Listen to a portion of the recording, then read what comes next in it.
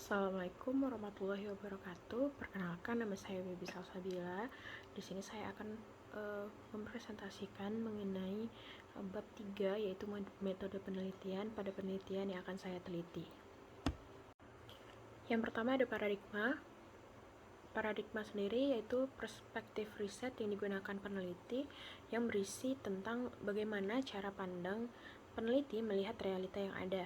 Kemudian bagaimana peneliti mempelajari fenomena dan cara-cara yang digunakan dalam penelitian dan cara-cara yang digunakan dalam menginterpretasikan temuan.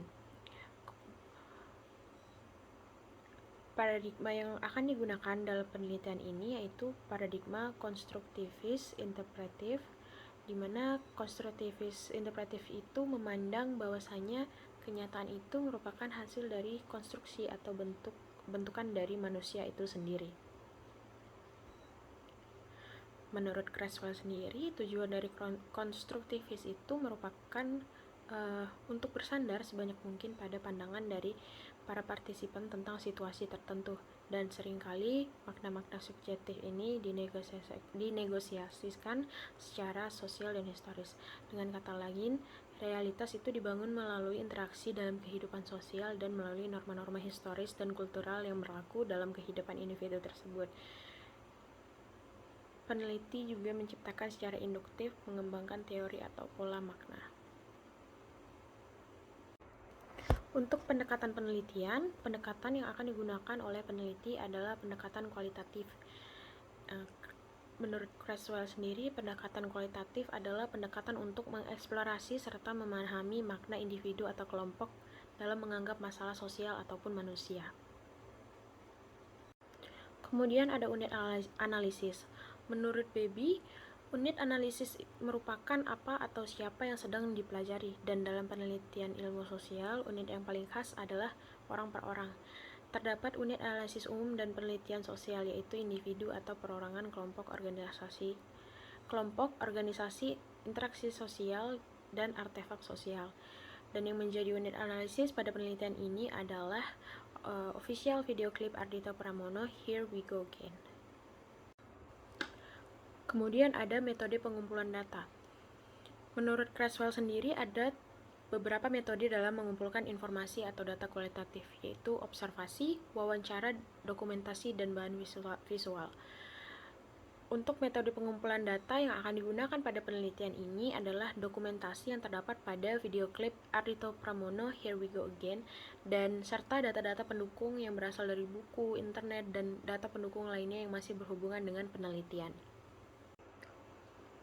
Kemudian ada metode analisis data. Peneliti akan menganalisis data dengan menggunakan metode analisis Roland Barthes, yakni signifikasi 2 tahap dan juga mitos. Metode analisis Roland Barthes sendiri itu digunakan oleh peneliti untuk meneliti tanda dan makna yang terdapat pada official video musik Ardhito Pramono, Here We Go Again. Terdapat denotasi, konotasi, dan juga mitos di dalam metode analisis Roland Barthes.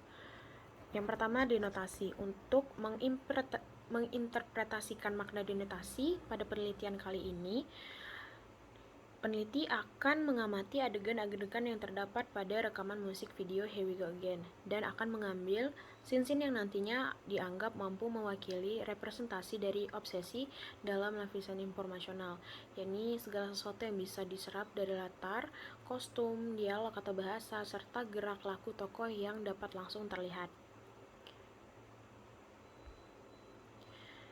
Kemudian terdapat konotasi. Konotasi sendiri itu diinterpretasikan dengan menggambarkan tanda denotatif yang dianggap mampu mewakili representasi obsesi pada musik video Here We Go Again, sesuai dengan subjektivitas peneliti dan berdasarkan perasaan, emosi, dan juga nilai-nilai dari kebudayaan peneliti itu sendiri. Kemudian mitos. Mitos sendiri adalah bagaimana kebudayaan menjelaskan atau memahami beberapa aspek tentang realitas atau gejala alam. Mitos sendiri merupakan produk kelas sosial yang sudah memiliki suatu dominasi. Jadi ketika suatu tanda yang memiliki makna konotasi kemudian berkembang menjadi makna denotasi tersebut akan menjadi mitos. Di sini representasi obsesi yang seperti apa nantinya yang terdapat di dalam mitos yang ada pada musik video Here We Go Again.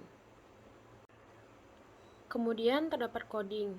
Menurut Baby, coding atau pengkodean yaitu kegiatan mengklasifikasikan atau mengelompokkan setiap bagian data yang digabungkan dengan beberapa jenis sistem pengambilan data. Dan terdapat 3 tahapan dalam coding. Yang pertama, ada open coding. Open coding sendiri yaitu klasifikasi dan pelabelan awal konsep dalam analisis data kualitatif. Dalam open coding ini, kode-kode tersebut disarankan oleh pemeriksaan peneliti dan mempertanyakan data. Kemudian ada axial coding, yakni di mana analisis ulang dari hasil pengkodean terbuka dalam metode teori beralas yang bertujuan untuk mengidentifikasi konsep-konsep umum yang penting. Kemudian terdapat selective coding, yakni di mana dibangun berdasarkan hasil pengkodean terbuka dan juga pengkodean aksial untuk mengidentifikasi konsep sentral yang mengatur konsep-konsep lainnya yang telah diidentifikasi dalam tubuh bahan tekstual. Kemudian selanjutnya adalah keabsahan data. Dalam penelitian kualitatif sendiri, menurut Wegulo, uji keabsahan data meliputi uji credibility atau validitas internal, transferability atau validitas eksternal, kemudian ada dependability atau reliabilitas, dan juga confirmability atau objektivitas. Uji kredibilitas yaitu di mana sebuah pengujian terhadap data hasil dari penelitian kualitatif yang dilakukan dengan perpanjangan pengamatan, peningkatan ketekunan, triangulasi, kemudian diskusi dengan teman sejawat, kemudian analisis kasus negatif dan memberi member check. Kemudian pengujian transferability. Pengujian ini akan menunjukkan seberapa tinggi ketepatan atau dapat diterapkannya hasil dari penelitian ini ke populasi di mana sampel tersebut diambil dari nilai transfer ini. Dan itu merujuk pada pertanyaan, hingga hasil penelitian ini dapat digunakan atau diterapkan pada situasi lain. Kemudian ada pengujian dependability, di mana pengujian ini akan menguji apakah hasil dari penelitian ini reliable atau dapat diulangi atau direplikasi prosesnya oleh orang lain. Kemudian ada confirmability, pengujian ini disebut dengan uji objektivitas. Penelitian dapat dikatakan objektif apabila hasilnya telah disepakati oleh banyak orang, dan menguji confirmability berarti menguji hasil penelitian dan dikaitkan dengan proses yang dilakukan. Sekian presentasi bab 3 dari saya. Wassalamualaikum warahmatullahi wabarakatuh. Terima kasih.